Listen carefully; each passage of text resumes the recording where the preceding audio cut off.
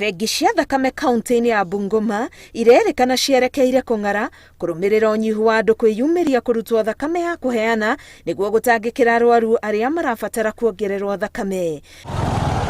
Thibitarĩ-inĩ ya Elgonview Kimilili arũgamĩrĩria honge itiganĩte thibitarĩ-inĩ ĩno maugĩte ihinda-inĩ rĩrĩ bũrũri ũrahũrana na COVID-19 nĩ mũigana mũnini wa andũ ũretĩkĩra kwĩyumĩria kũheana thakame.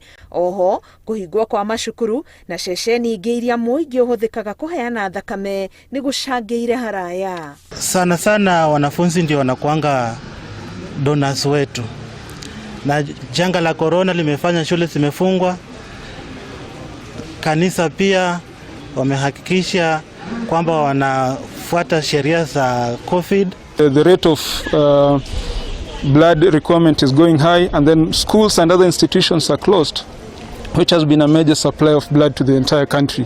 So there's a huge impact on that. That's why we are running this drive so that we can be able to try and get this blood to help our fellow Kenyans. Atumia aritũ, andũ arĩa magĩa na mĩtino, arĩa marĩ na mĩrimũ ya thakame na ya kura, ni amwe ya arĩa mabataraga motungata ma kuongererwo thakame o mũthenya. Dona ambayo imetoa hiyo damu umeweza kuokoa maisha ya mgonjwa, na kama ni watoto hasa wale ambao tunaweka kwa ile inaitwa nursery, unaweza kuwa hata umeokoa wagonjwa 6 ama 5 kwenda mbele. Naona sana kwa news natangaza maybe tuko na shortages of blood donation.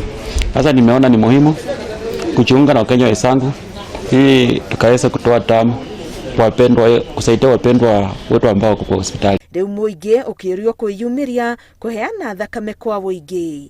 Ngĩribotera Inooro TV, Getwa Karo, Kinyugo Mwaura.